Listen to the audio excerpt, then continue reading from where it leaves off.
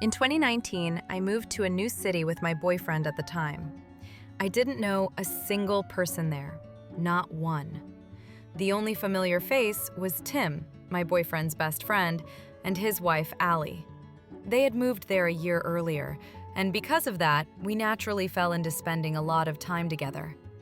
At first, it was just convenience. 4 people in a newish environment, bonding over shared circumstances. But very quickly, something shifted.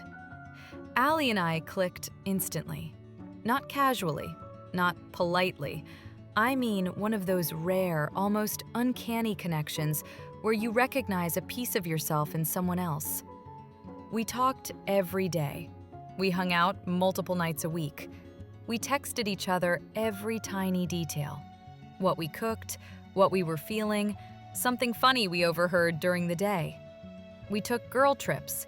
We spent holidays together. We weren't friends. We called each other sisters. And I believed it. Every part of me believed it. But over the next few years, something darker started to creep into our conversations. At first, quietly, almost like we were afraid to admit it even to ourselves. We both began realizing that our relationships were not normal. Her marriage to Tim had become emotionally abusive, sometimes physically. My relationship was dominated by rage, explosive, unpredictable anger that could ruin entire days with a single look or sentence. We'd both been so isolated from healthy examples of love that dysfunction had started to feel like just how things are. Talking to each other broke that illusion. It was like holding up a mirror for the first time in years and finally understanding the reflection. I left first. Late 2023, early 2024. I finally broke up with my boyfriend and moved into my own place. And Allie was there through every moment. She helped me look at apartments. She helped me move. She sat with me through panic attacks and breakdowns. She was my emotional anchor. And I tried my absolute hardest to be hers. Around this same time, Allie started getting close with a few coworkers. They were genuinely good people, fun, supportive, safe. Soon, they became my friends too, and just like that, our little circle grew into something that felt like a found family.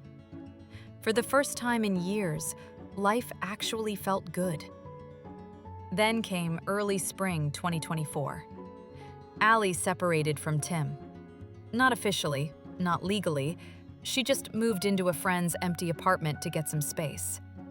And the effect was immediate. She looked lighter, more present.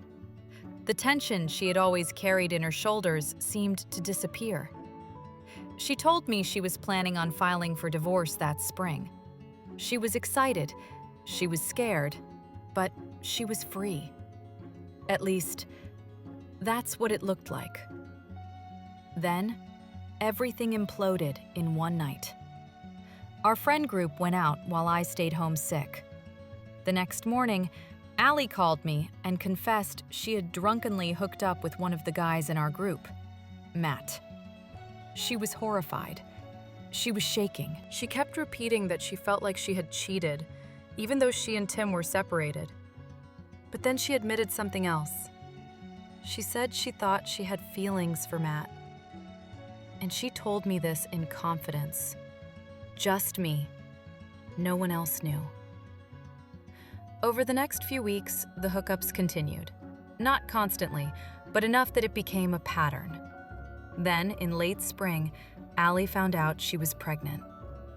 It ended quickly, a chemical pregnancy, but it shattered her emotionally.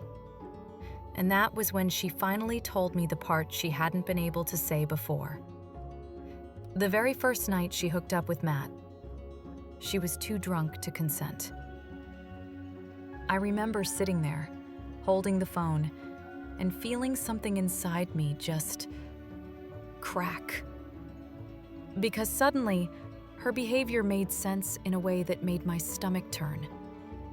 She told me she had tried to normalize the trauma by convincing herself it was mutual, by pretending it was something she wanted, by acting like she had feelings for him. It was the only way her brain could cope. After she admitted this, she cut Matt off completely. And then, everything started falling apart all over again. Allie went back to Tim. Not because she loved him, not because their marriage was good, but because she was drowning in guilt and fear and shame. Tim eventually found her diary. He read about everything: the separation, the hookups, the trauma, the pregnancy. And instead of compassion, he blamed her for all of it.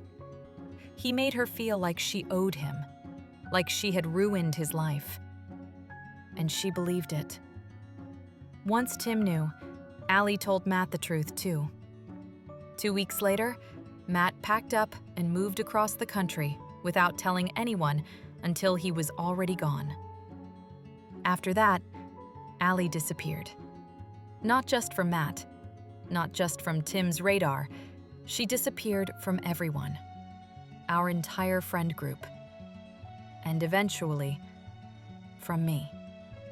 The girl who once texted me 30 times a day. The girl I saw every evening. The girl who shared every joy and fear and insecurity started pulling away. First, it was fewer texts. Then fewer calls. Then meeting up once every few weeks. Then months. I kept reaching out. I was so scared for her. She had gone back to an abusive marriage and isolated herself almost completely.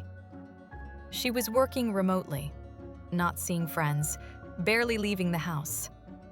The last time I saw her that fall, she looked exhausted, thinner, pale, worn down. But she insisted she was fine and seeing a therapist. Something in me didn't believe her. December rolled around, her birthday. I hadn't heard from her in weeks, but I still wanted to send her a gift. I didn't even know where she lived anymore. I reached out to Tim, and he told me they were out of town for the entire month on a ski trip, then gave me the address of their hotel. On her birthday, Allie messaged me a thank you and casually mentioned she was pregnant again. But this time, she was worried it might be ectopic. My heart dropped. I begged her to keep me updated. She didn't. Not for a day. Not for a week. Not for a month. Almost 2 full months passed in silence. Then, in February 2025, she finally messaged me. Not about the pregnancy, not about her health. She told me that she and Tim had secretly moved across the country back in November, 3 months earlier. No warning, no goodbye, nothing. She apologized, but it felt empty, distant. Like the person writing the message wasn't the same person I once knew. They moved to a city where Allie had no support, no friends, no family. Tim did, though. And she worked remotely, meaning she spent every hour of every day alone with him. I kept trying to check on her after that. I gently asked about the pregnancy several times. She ignored the question every single time. Eventually, I assumed something had happened. A loss, a termination, something traumatic. I figured she'd tell me when she was ready. I was wrong. In May 2025, I found out I had a few unexpected days off in June. I texted her to ask if I could visit. I made a typo in the dates, realized, and sent a correction. She replied only to the wrong dates. I can't on 6/2 to 6/5. Nothing about the real dates. Nothing about seeing me. Nothing about wanting to reconnect. Just a vague, distant, can't. I finally snapped. Gently, but honestly. I told her I wanted to support her, but I didn't know how anymore. She told me she didn't have the capacity for friendship. And then she said something that stung more than I expected. That she was hurt I was still friends with our group, other than Matt. I defended myself. None of them had done anything wrong. We agreed to step back while leaving the door open. At the time, I really thought that meant something. Then August came. I was sitting at home when my ex, who I barely speak to, messaged me out of nowhere. "Did you see Tim and Allie's baby? She's adorable." I froze. A baby. Born without her ever telling me. Born after months of me begging her to let me know if she was okay. Born after she ignored every question about her pregnancy. It hit me like a punch to the chest. Because no matter why she kept it from me, abuse, fear, shame, manipulation, it meant she no longer considered me someone she trusted. Not really. And with my birthday approaching, I realized something painful. If she messaged me and mentioned the baby, it would destroy me. If she messaged me and didn't mention the baby, it would destroy me. If she didn't message me at all, it would destroy me. So I blocked her. And now I'm grieving someone who is still alive. Someone I once considered my sister. Someone I thought would be in my life forever. Someone I desperately wanted to save. Someone I would have done anything for. I feel stupid and naive and abandoned and guilty too. Like maybe I abandoned her when she needed someone the most. But I also don't know if staying connected would have helped her or just allowed myself to drown alongside her. Now I'm stuck in this limbo. Do I stay no contact and grieve the friendship? Do I unblock her silently? Do I reach out and apologize for things I don't even think I did wrong?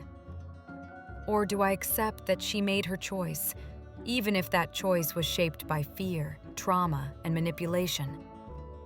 I don't know what the right answer is. I just know I miss my friend.